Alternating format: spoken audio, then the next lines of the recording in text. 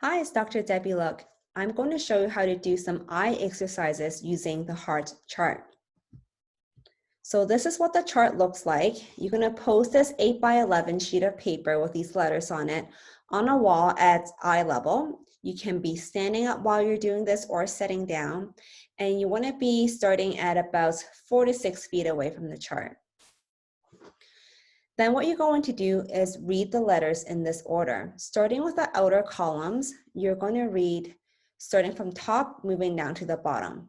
O, E, Y, X, E, P, B, C, R, O, M, F, C, A, F, G, T, B, H, L. Once you finish that, you're going to move column inward and read F, H, B, R, T, A, X, V, A, T. And we finish reading the entire column. Then you will move inward again, N, C, A, L, H, K, F, M, D, E. And then one more time, P, T, K, C, W, B, R, S, V, P, and so on and so forth. Notice how I was reading that in a quick and also steady rhythm.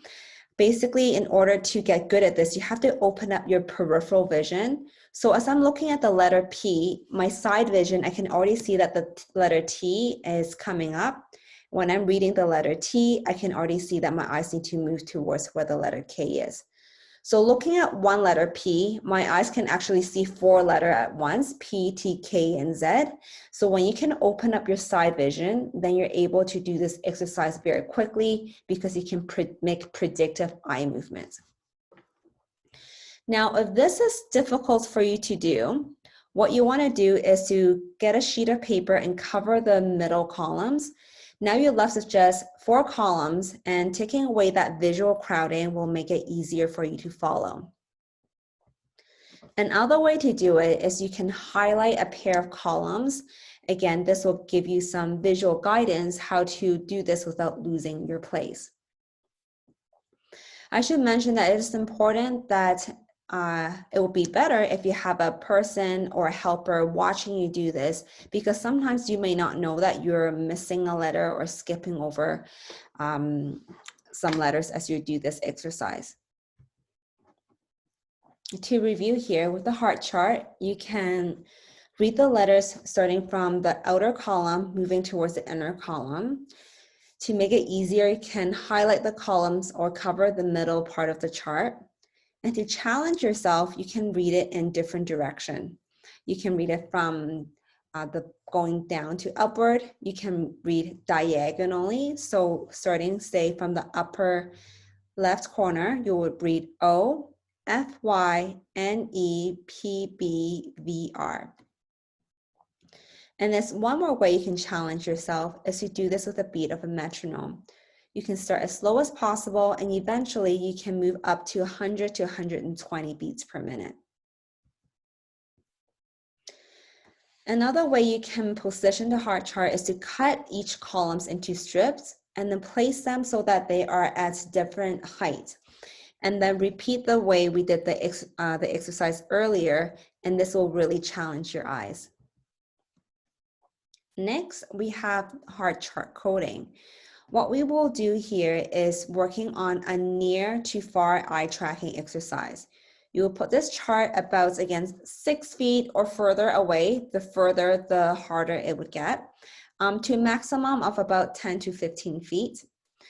Then you would have a page on your desk with some codes on it, and these are number codes. So if the number says 9-6, then you're going to read down the 9th row, which is the letter T here, and then 6 letters over, counting 6 letters to the right here, you will arrive at the letter S. So you would have your code looking something like this. The letter I and the letter Y is not inside the Hart chart, so this is why if you have a code with those letters in it, it will automatically be written down for you. Now to get these codes, you can go to hartchartdecoding.com. There are some pre-made codes for you already, or there's a place where you can make up your own codes. So for parents who are working with kids, you can make it something fun and relevant for them. The last way we can use the Hart chart is called the quarter Hart chart. We are going to cut the Hart chart into 4 pieces. Each piece is a 5 by 5 chart with 5 columns and 5 rows. And this is how you're going to read it. I'm going to start off with the letter on the upper left corner on the upper left chart. So O, D, N, M. So reading the first letter in the first row of each chart. Then you're going to go back to the first row, but now reading the second letter, F, T, C, P, N, C, B, O, P, H, K, E, and so on and so forth. So after you finish the first row, then you're going to go to the second row here with the letter Y as your first letter, and you will keep working in a clockwise direction.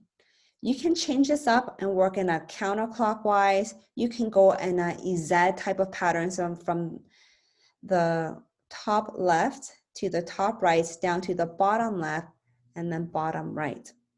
Now, when you post this on the wall, you want your chart to be about 50 centimeters apart from each other. As you get better, you can have the charts further and further apart. The bigger eye movement you need to make, the more challenging and more difficult it will get.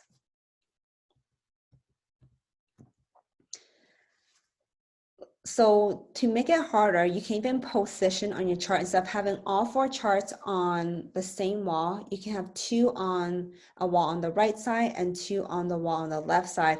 Now you have to make some head movement as you're doing and reading the eye chart there. Earlier, we mentioned making it harder by adding a metronome or beat to it.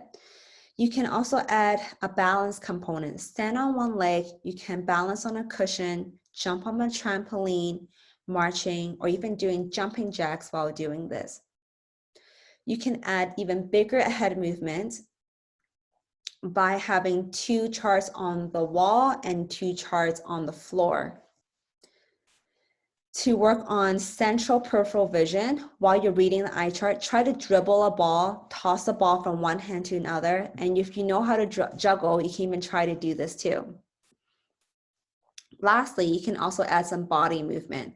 You will stand up to read the charts high up on the wall, and then you would kneel down to read the charts that are on the floor. Lastly, you can also add a cognitive component to it. So instead of saying the letter O, F, H, N, you can say octopus, flower, horse, nose. So I hope this gives you some ideas on how to work on the Hart chart. Try this at least about 5 to 10 minutes a day. It doesn't hurt to do more. And very soon, if you're compliant and diligent with doing these exercises, you'll find yourself improving quite quickly. If you have any questions, feel free to reach out to me by email, which is dr.luck@browse.ca, dr.luk@browez.ca. See you later.